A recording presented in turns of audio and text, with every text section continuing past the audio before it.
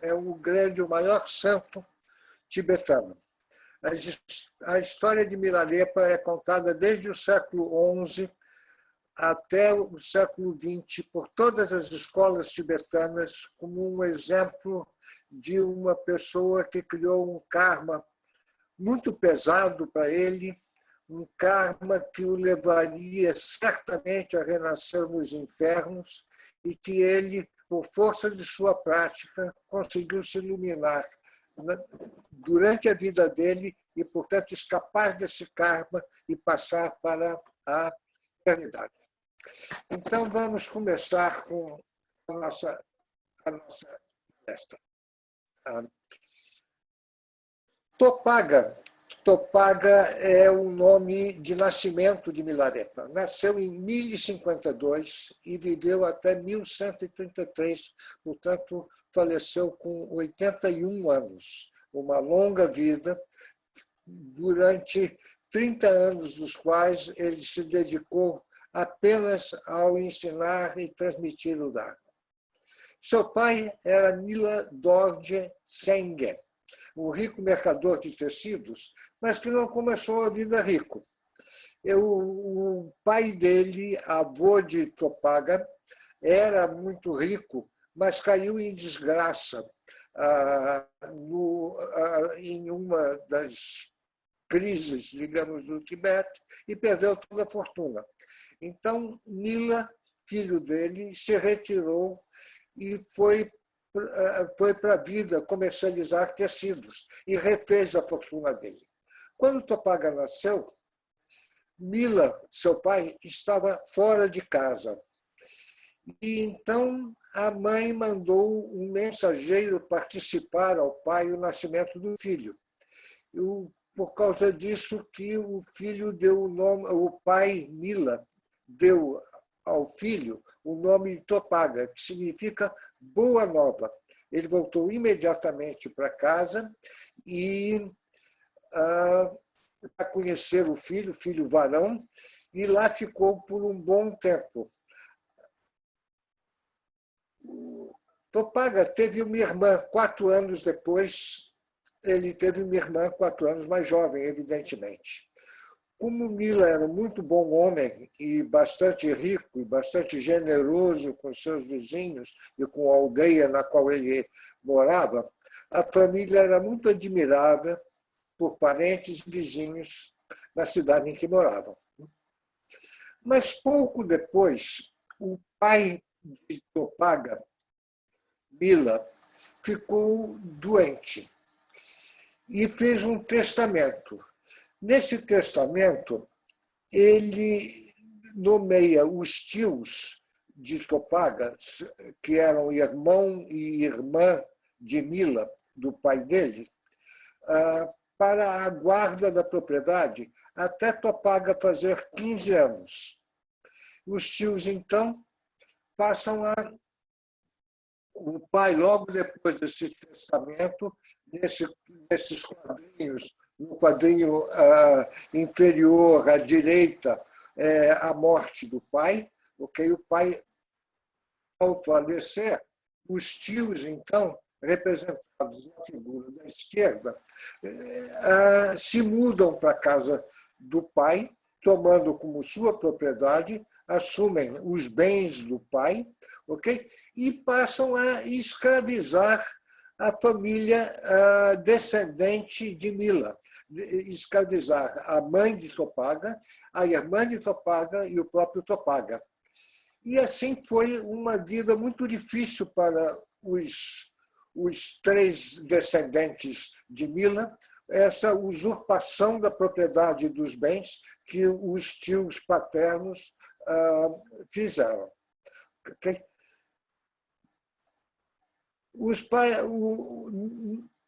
Topaga, a irmã e a mãe passaram grandes necessidades nesse período, mas pacientemente esperaram os 15 anos de Topaga, porque no testamento o pai tinha dito que quando o filho fizesse 15 anos, os tios, então, como guardiãos da propriedade, entregariam a propriedade ao filho. Então, quando Topaga ia fazer 15 anos, a mãe faz uma festa de noivado para ele e Sai, que era a sua noiva, e pede aos tios a devolução das herdades do pai. Gostaria de lembrar que 15 anos era uma espécie de maioridade no Tibete. Okay? A vida era muito difícil e aos 15 anos, então, as pessoas já eram adultas, já estavam prontas para criar a própria família. Mas os tios, em vez de entregarem a propriedade para a família, os tios alegam, na frente de todos os convidados, que a propriedade sempre fora deles, os tios, e expulsam Jetsun Topaga, Peta, a sua irmã, e a mãe da propriedade. Uma vez expulsos da propriedade, eles vão então cultivar a terra da família da mãe e passam todos por grande necessidade.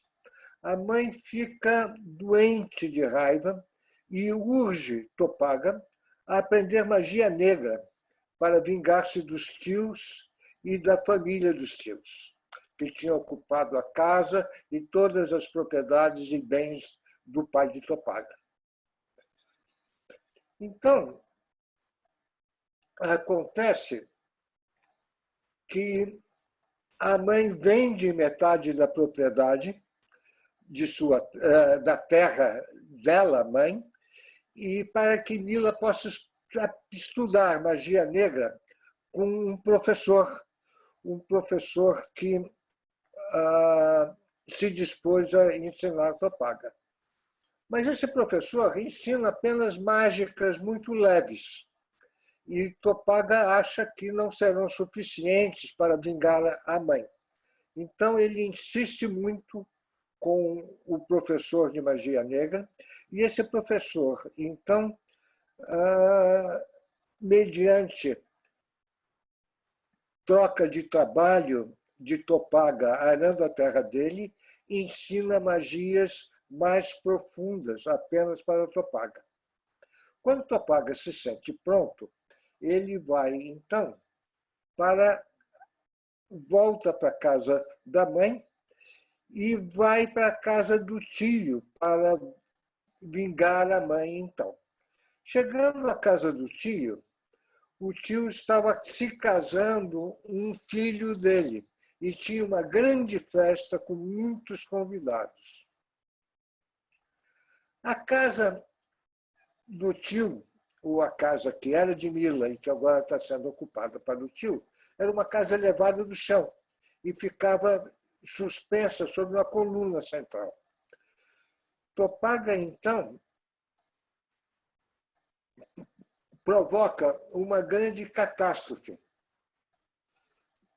Aqui, nesse slide, temos Topaga junto com outros alunos oferecendo ao Lama Yongtan as suas oferendas para aprenderem mágica. Okay? Eles estudam mágica, mas depois que todos vão embora, que as mágicas aprendidas eram insuficientes para então fazem novas oferendas ao Lama Yongtan para que ele ensine por chuva de granizo e criação de animais fantásticos. Então, Topaga, quando chega à casa do tio e tem essa festa de casamento, ele entra no andar de baixo e faz nascer um grande escorpião negro, que vocês veem nessa imagem da direita. Okay? Os cavalos estavam todos amarrados nessa coluna central da casa, se assustam muito e puxam de um lado para o outro e acabam derrubando a casa do tio. Ao derrubarem a casa do tio, quando a coluna central, morrem 35 pessoas da família. Mas, a seu pedido, somente o tio e a tia são poupados, a pedido de Topaga, para que eles pudessem amargar a vitória da mãe e a recuperação da casa. Mas Topaga fica, então, muito arrependido de ter matado 35 pessoas. Né? Mas a mãe de Topaga fica exultante com a cruel vingança e acaba dando com a língua nos dentes e contando aos habitantes locais a história da magia negra e dizendo que foi o filho dela que causou a morte das 35 pessoas. Ora, os habitantes da família local ficam revoltados ao saber da história e querem matar Milarepa, que é o nome com o qual Topaga ficou conhecido, e Topaga foge para se esconder em uma gruta. A mãe pede, então, a Milarepa que cause uma tempestade de granizo sobre as plantações de todos os habitantes locais, de quem ela tinha rancor também, porque, embora tivessem ouvido o testamento do marido dela, acabaram aceitando que os tios ficassem com as propriedades. Topaga, então, da luta em que estava, causa várias grandes tempestades que aniquilam a colheita dos habitantes locais, uma colheita que ia ser próspera. E, em seguida, foge. Foge e vai abrigar-se com o lama Yontan, que tinha lhe ensinado mágica. Na fuga, se arrepende amargamente de todo o mal que fez. E, temendo o karma assim produzido, vê que só se iluminando nesta vida seria poupado de renascer nos infernos. Depois de visitar Yontan, parte à procura de um mestre para receber os ensinamentos do Dharma que lhe permitirão iluminar-se nesta vida e assim se livrar de renascer nos infernos. O primeiro mestre ouve a história de Topaga, ouve a história de Milarepa e fica muito impressionado e não se sente capaz e competente para ensinar Milarepa a ponto de ele se livrar desse karma tão pesado. E o envia para um outro professor, um tradutor e grande siddha chamado Marpa. Milarepa, só de ouvir o nome de Marta, treme inteiro. Fecha-se esse quadro e vamos para Marpa. Marpa era um grande mestre e tinha ido já 3 vezes à Índia estudar com o grande mestre siddha chamado Naropa. Mas Marpa era um mestre leigo. Marpa tinha esposa, tinha propriedades e tinha um filho, apenas um filho. E Marpa era um mestre absolutamente competente em todos os ensinamentos, quase todos os ensinamentos que Naropa tinha lhe transmitido. Naropa, nessa noite anterior ao encontro com Milarepa, Naropa não, minto, Marpa, teve um sonho. Okay? Ele teve um sonho que ele achava um Vajra, okay? Um Vajra enterrado, e que esse Vajra estava todo sujo e que esse Vajra precisava ser limpo. Um Vajra de 5 pontas que precisava ser polido, pois estava muito sujo. E ele entendeu que esse Vajra, então, seria um discípulo, uma pessoa que o estava procurando para ser discípulo dele, Marpa, e que seria, se conseguisse aprender todos os ensinamentos, um grande mestre do Dharma. Marpa, então, se põe a caminho para encontrá-lo, para encontrar Milarepa, que vinha vindo pela mesma estrada no sentido de procurar Marpa. Mas Marpa estava tão ansioso que começa a arar o seu campo perto da estrada, enquanto Milarepa se aproxima da propriedade de Marpa. Milarepa, ao ver Marpa, sente uma enorme bem-aventurança que lhe aponta a presença do mestre. Ele pede, então, os ensinamentos a Marpa para obter a liberação nesta vida.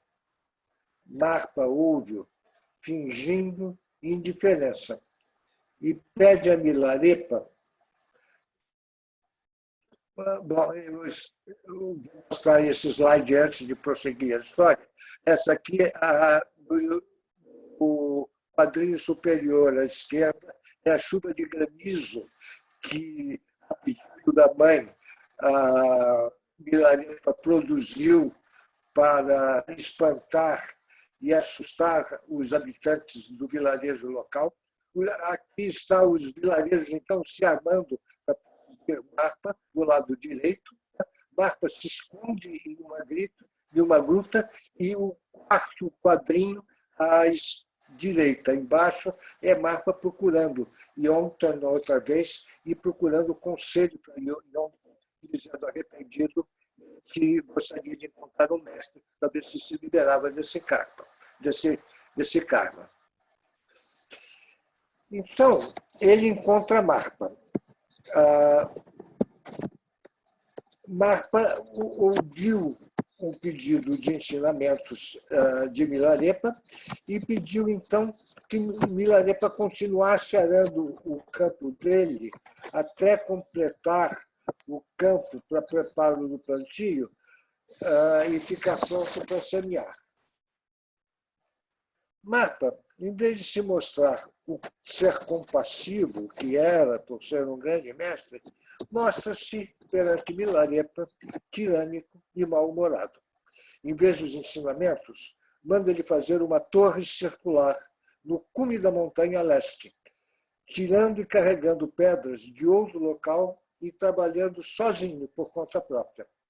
Essas imagens mostram Milarepa construindo a torre e carregando as pedras nas costas. O quadrinho da direita mostra Milarepa carregando nas costas as pedras que Marpa ordenou que ele buscasse bem longe de onde ele estava construindo a torre. Essa torre era em forma de crescente no cume da montanha. Finalmente, a torre fica pronta e Marpa acha que a torre não está bem construída e manda Milarepa desmanchar a torre e recolocar as pedras no lugar de onde tinha tirado. Milarepa, com grande sofrimento, recoloca as pedras de onde ele tinha tirado e, em seguida, Marpa o manda construir uma torre triangular no cume da Montanha do Sul, apenas para mandar de novo desmanchá-la e recolocar as pedras de volta no lugar onde tinha tirado. E assim, Marpa vai tratando com muitas exigências em cima de Milarepa, faz ele construir uma nova torre na montanha do sul e faz ele construir uma nova torre na montanha do norte. Cada vez que Marpa constrói uma torre, ele manda Milarepa desmanchar a torre e recolocar as pedras no local. Milarepa ficou muito machucado com esses trabalhos todos, muito exausto, muito maltratado, e foi conversar com Dagmema, que era a esposa de Marpa, e pede para Dagmema intervir junto a Marpa em seu favor. Marpa estava ocupado dando iniciações a seus outros discípulos e nunca deixou Milarepa participar dessas iniciações. Doente, desiludido, Milarepa decide fugir e procurar outro mestre, pois precisava iluminar-se nesta vida para não renascer nos infernos. Dagmema se propõe ajudá-lo. Pega um mala de rubis que Marpa tinha ganho de Naropa e algumas relíquias muito caras a Marpa, arruma comida e faz com que Milarepa deixe a casa de Marpa em uma noite à procura de um outro guru. Dagmema instrui Milarepa na iniciação de Vajravahari e este peça obediência a Dagmema. Ela lhe dá uma falsa carta de recomendação e usa o timbre de Marpa para selar a carta, para que a carta parecesse autêntica. E indica, então, o lama Nogpa, para que Milarepa o procure com o presente e a carta, okay? E se coloque como discípulo de Nogpa, pedindo os ensinamentos que foram recusados por Marpa. Nogpa era um dos grandes discípulos de Marpa, um discípulo que já tinha tido muitas iniciações e que tinha, por sua vez, vários discípulos aos quais se juntou o Milarepa. Mas Nogpa morava em uma outra aldeia, um pouco longe de onde Marpa morava. E nessa aldeia, para chegar a essa aldeia, os alunos de Nogpa tinham que atravessar um vale e eram sempre assaltados e molestados pelos moradores da vila vizinha em que Nogpa morava.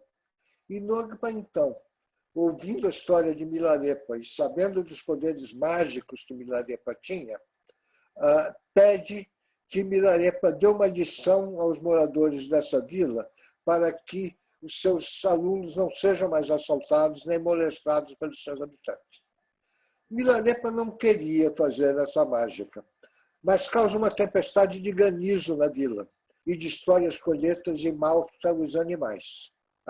Arrependido de ter feito mais uma maldade, ter matado animais, ele cata todos os animais mortos e leva para Nogpa, que então os ressuscita para aliviar o karma de Milarepa.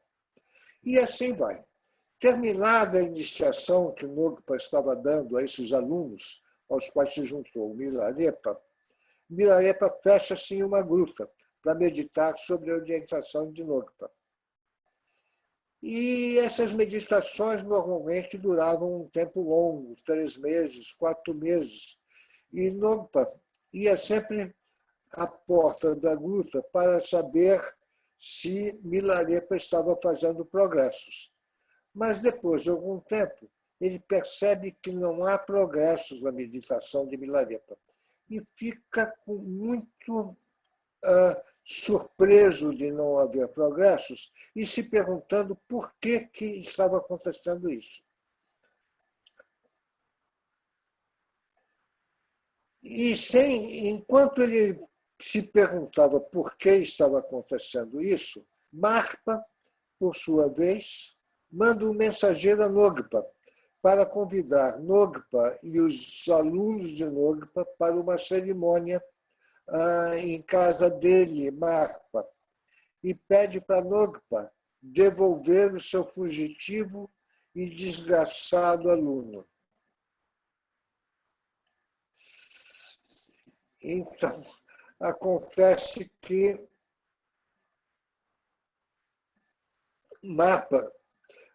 Nogpa, então, vai visitar Marpa. Vamos prosseguir aqui. Aqui está Milarepa com Dagmema, e Dagmema, então, prepara uma carta e permite que Milarepa fuja com essa carta e com uma mala de rubi, procurando um novo mestre, que era Nogpa. Okay? Está aqui Dagmema dando os presentes que Milarepa deveria levar a Nogpa para que Nogpa o aceitasse como aluno, e é o que Milarepa faz quando encontra Nogpa. Nogpa se chamava Noktan Chodor. Aqui está Milarepa à direita, provocando uma chuva de granizo, e aqui está Milarepa com os outros discípulos, ouvindo os ensinamentos de Nogpa.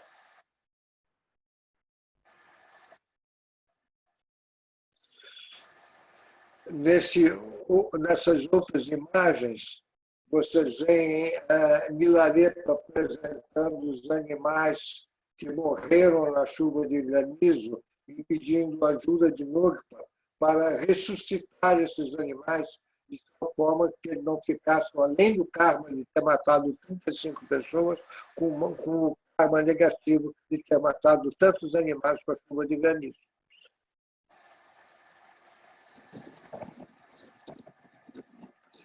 E, então, Marpa recebe um convite, Norpa recebe o convite de Marpa e parte com seus alunos para a vila onde Marpa morava para participar da tal cerimônia que Marpa os convidou para participar. Aqui estão eles chegando, mas acontece que na chegada da Quimema, quando um mestre ia encontrar um outro grande mestre, normalmente o grande mestre mandava alguém recebê-lo no caminho, porque como a viagem era longa, Marpa mandou, vocês veem aqui o quadrinho à direita, ok? Da Quimema, levando água fresca para os viajantes, ok? E percebendo que os discípulos de Nogpa não levaram todos os presentes com os quais Marpa contava em troca da cerimônia dos ensinamentos. E pediu, então, que eles fossem buscar. E eles, então, pediram que Milarepa fosse buscar. Eles não trouxeram um porco, porque o porco só tinha 3 pernas. Eles acharam que seria ofensivo oferecer um porco com 3 pernas só para Marpa. Mas Marpa exigiu que fossem buscar o porco de 3 pernas. E foi Milarepa que foi buscar o porco de 3 pernas. Então, quando eles chegam todos à casa de Marpa, nós temos aqui esses 2 quadrinhos. No quadrinho da direita, Marpa conta que, desde o início, reconheceu Milarepa como sendo um discípulo importante, mas que ele fez Milarepa construir aquelas torres para ser absolvido de seus pecados. A sua raiva, a raiva que Marpa tinha de Milarepa, era uma raiva espiritual, não era uma raiva comum. Era apenas para incitá-lo a um arrependimento sincero. Se Marpa fosse capaz, Marpa conta a Nogpa, de lançar o seu filho espiritual, Milarepa, 9 vezes no desespero, ele estaria curado do péssimo karma. Mas a intervenção de Lakmema não permitiu que ele finalizasse a 9ª vez. Os sofrimentos e o desespero pelos quais Milarepa passou em seguida deixaram apenas um resíduo de demérito a ser trabalhado. Marpa, então, diz que passará todos os ensinamentos a Milarepa, que passa a ser o hóspede de honra na casa dele. Passa-lhe, entre outras coisas, a técnica de Tunmo.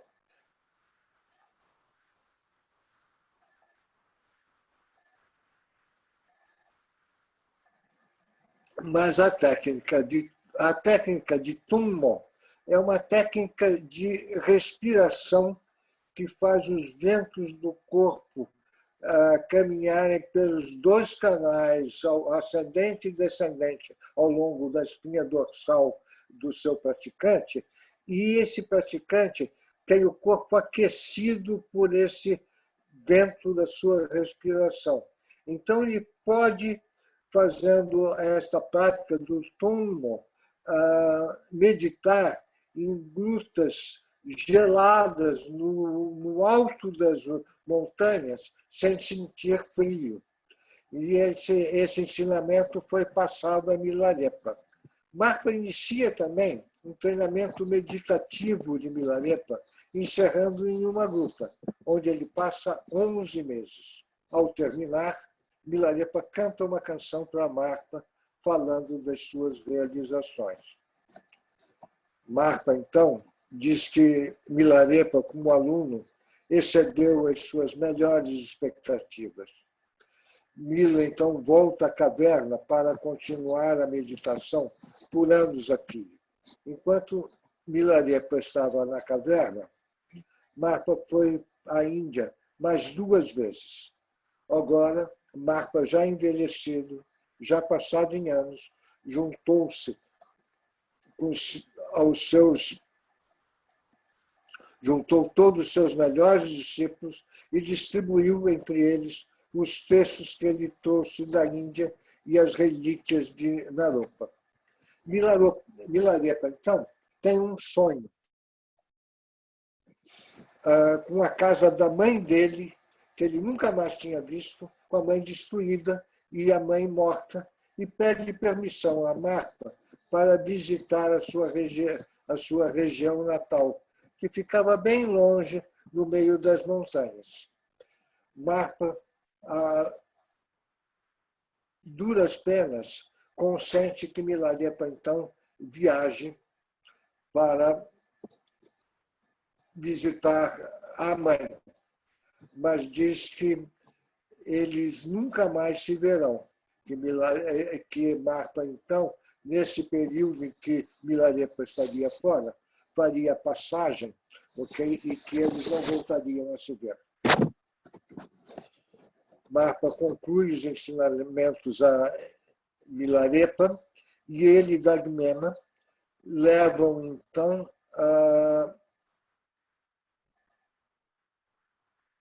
deixa eu ver aqui, levam a Marpa, a Milarepa pela estrada e até um certo ponto, e Milarepa, então, quando eles vão se separar, canta uma canção de despedida a Marpa.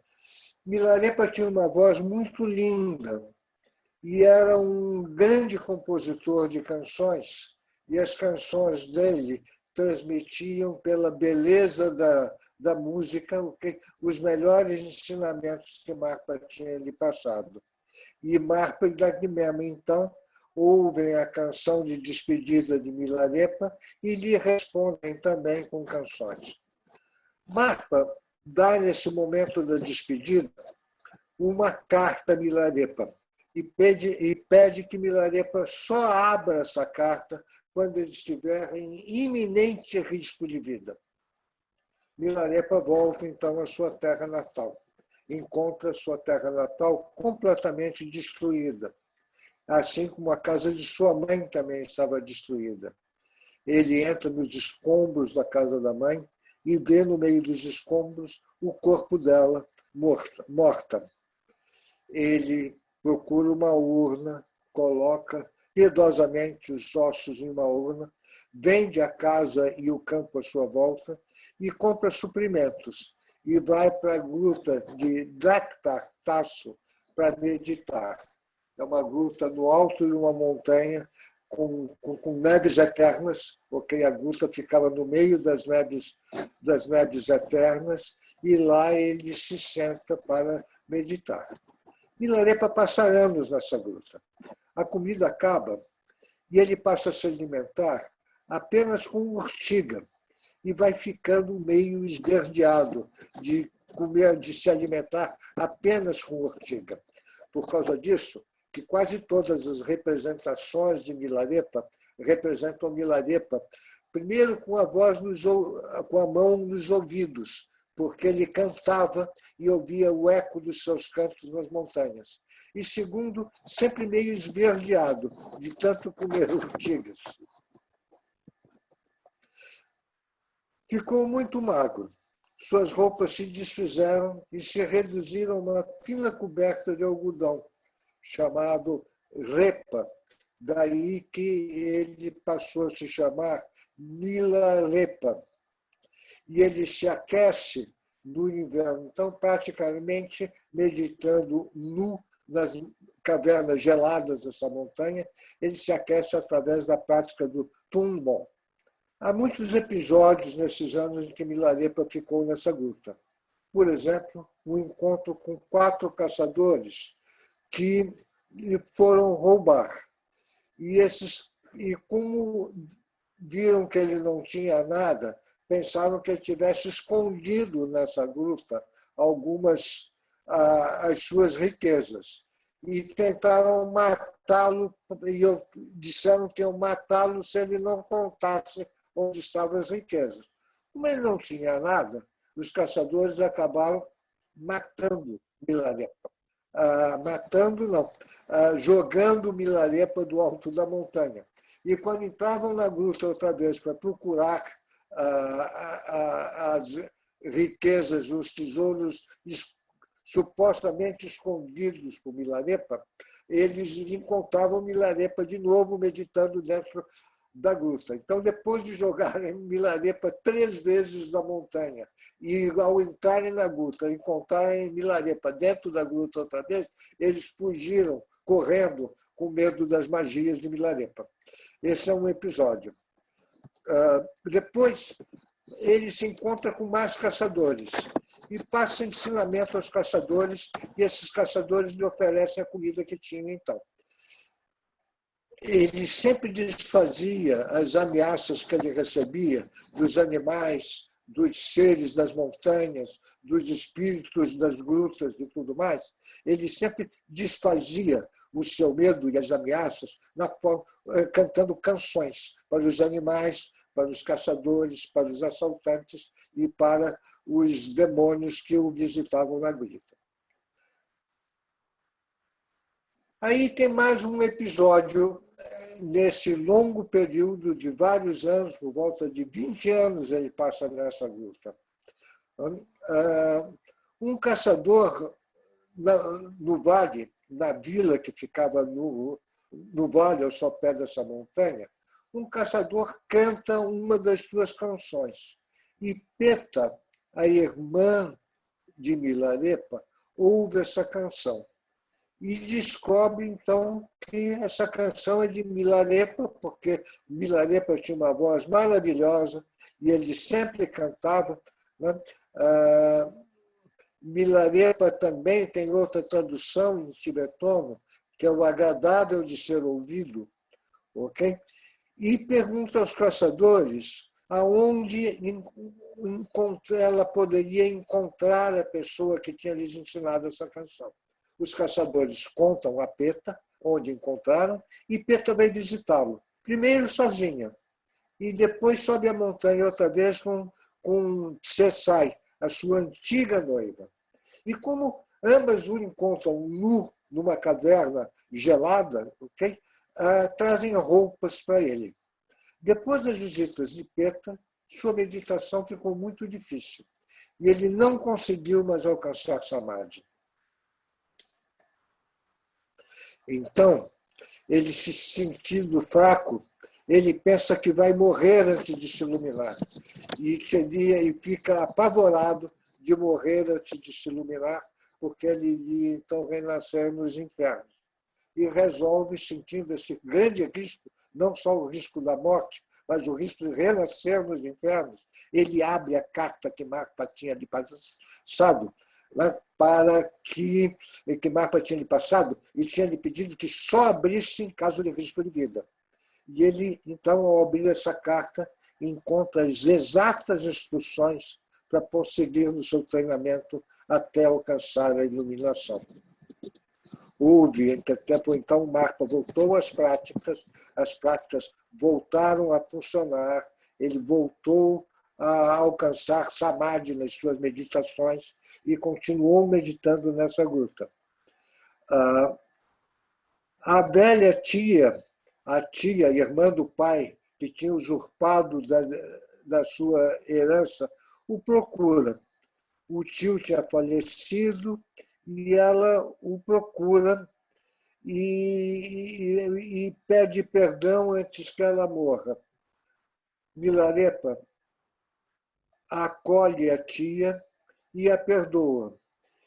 E então se sente livre para procurar outras lutas, e ele meditou em pelo menos 20 cavernas do Tibete, no Monte Everest e no Monte Kailash, no isolamento e na neve.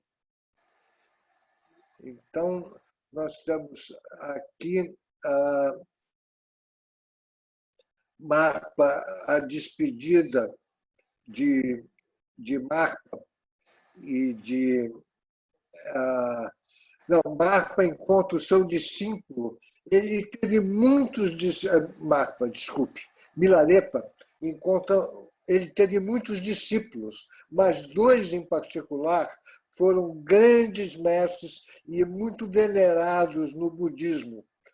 Um deles é Rechumpa. Rechumpa está nesse quadrinho do lado esquerdo.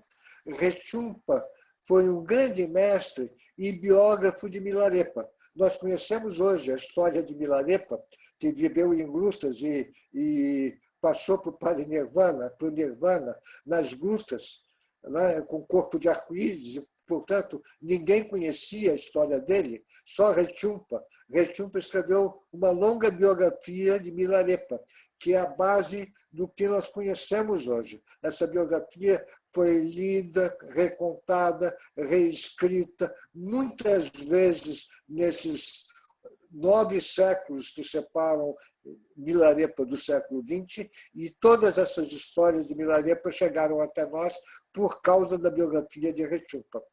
E o segundo grande aluno de Milarepa foi Gampopa. Gampopa está esse encontro de Milarepa com Gampopa, que foi um encontro anunciado assim, por profecias. Gampopa já era o abade de um grande monastério e teve uma visão de que ele precisava procurar um mestre e que esse mestre morava nas grutas nevadas dos Himalaias, e ele sai à procura de Milarepa.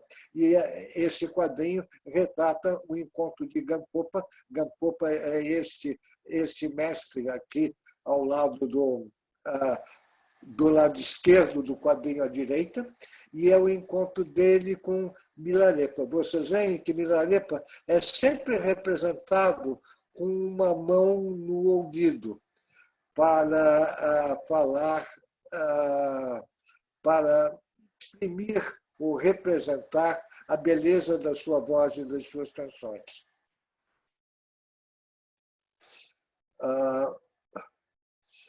Numa das grutas, ele teve, então, muitos discípulos, além de Rechumpa e Gampopa. Gampopa foi o fundador da escola Kagyupa, depois, mais tarde, para vocês verem a importância de Gampopa. Okay? Gampopa fundou uma escola de budismo, uma escola que existe até hoje, com 8 ramos, okay? Que é a escola Kagyupa. Ele teve muitos discípulos entre humanos e seres de outros reinos, como a deusa do monte Kailash, Serigma. Esse quadrinho, aqui, esse slide, mostra o encontro de Gampopa com a deusa do monte Kailash, Serigma. Mas e a deusa fez grandes oferendas a Milarepa, oferecendo comidas, oferecendo proteção e tudo mais. Os 2 alunos de Gampopa, de Milarepa, Gampopa e Rechumpa, foram os alunos que, na verdade, imortalizaram a Milarepa. Gampopa, que é o grande discípulo, né, de Milarepa, é o transmissor, então, dos ensinamentos dele. Os ensinamentos da linhagem de Marpa e de Naropa foram transmitidos à escola Kagyupa através de Gampopa, que os recebeu diretamente da mão de Milarepa.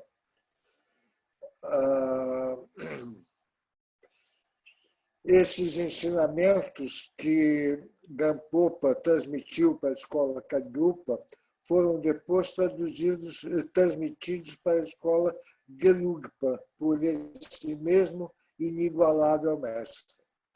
Milarepa teve mais 25 discípulos ilustres, homens e mulheres que se tornaram santos, além dos muitos milhares de outros que ele já teve. Dessa forma, Milarepa irradiou a luz dos ensinamentos como se fosse um farol no alto das montanhas nevadas do Tibete, conduzindo um vasto número de seres sencientes à luz da liberação, humanos e não humanos, deuses e demônios, desfazendo-se, então, em todas as direções, a escuridão da ignorância e do autocentramento. Ele se iluminou e, com a sua iluminação, se livrou do seu destino de renascer nos infernos e é, então, esse grande mestre tido como o maior yogi do Tibete. E ele escreveu, todos os ensinamentos dele foram escritos em versos e em canções. Okay? E eu gostaria de ler, nesses minutos que faltam, uma canção de Milarepa para vocês terem um gostinho desse mestre. Todas as canções dele começam... Ele escreveu um livro chamado As 100.000 Canções de Milarepa. Evidentemente, 100.000 é apenas um coletivo. Ele não escreveu 100.000 canções, então todas elas traduzidas para a língua inglesa. Houve uma tradução francesa e depois uma tradução de um mestre chamado Charles Chan, que traduziu para o inglês e é a fonte praticamente de todas as outras traduções, inclusive dessa tradução que eu vou ler para vocês em português. Todas as canções dele começam assim: postro-me diante de Marpa, o perfeito. Sou o yogi que percebe a verdade última. Na origem do não nascido, obtive a certeza pela primeira vez. No caminho da não extinção, lentamente aperfeiçoei meu poder, com símbolos e palavras cheias de significado, fluindo de minha grande compaixão, entoo agora esse canto do reino absoluto da essência do Dharma. Devido ao karma maligno que criaram, a densa cegueira e a obstrução impenetrável, vocês não podem me compreender o significado da verdade última. Portanto, escutem a verdade conveniente. Aqui uma clara referência à verdade absoluta e à verdade relativa, que ele chama de verdade conveniente. Nos antigos e imaculados sutras, todos os Budas do passado têm, repetidamente, nos advertido sobre a verdade eterna do karma. Cada ser senciente é seu próprio paciente. Essa é a verdade eterna que nunca falha. Escutem atentamente o ensinamento da compaixão. Eu, o yogi, evoluo através das minhas práticas. Sei que os obstáculos externos são apenas sombras chinesas e que o mundo fantasmagórico é um jogo mágico da mente não criada. Ao olhar para dentro da mente, vê-se a sua natureza, sem substância, intrinsecamente vazia. Através da meditação em solidão, obtém-se a graça da sucessão dos mestres. A verdade interior do Buda deve ser o objetivo da meditação. E assim vai. Ele tem muitas canções que valem a pena de ser lidas, porque são os ensinamentos mais preciosos e a forma pelas quais ele transmitiu é através de canções cantadas. Okay? Nesse último slide aqui, a gente tem uma visão da gruta, onde Milarepa passou muitos anos. Nós estamos aqui, a gente dá para ver neves eternas no canto dessa fotografia. E no quadrinho da direita, em branco e preto, vocês veem, até hoje, uma das torres construídas por Milarepa a mando de de Marpa. Okay? Depois que ele construiu as 4 torres nos montes, Marpa ainda deu a ele a função de construir uma casa para o filho de Marpa. E esta é a casa que Milarepa construiu para o filho de Marpa, que está de pé até hoje, deve ter sido reformada muitas vezes, porque foi construída no século XI. Okay? Aqui temos 2 representações, uma de Naropa, o grande Siddha indiano, e a outra de Marpa, que foi discípulo de Naropa e professor de Milarepa e transmissor dos ensinamentos de Naropa para o Tibete, através das escolas Kagyupa e da escola Gelugpa. E aqui, finalmente, uma imagem de Milarepa, sempre com a mão no ouvido para ouvir o eco das suas canções sendo repetido nas montanhas. Com isso, então, quero me colocar à disposição de vocês para perguntas, eventualmente. Desculpe a correria, é que a vida dele é muito longa e muito rica de eventos e de ensinamentos. Alguém quer perguntar alguma coisa, comentar alguma coisa?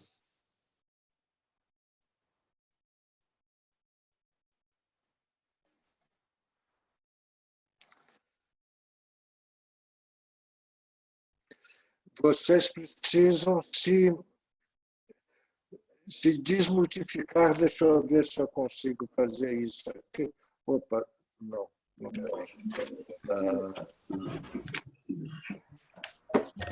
Pronto.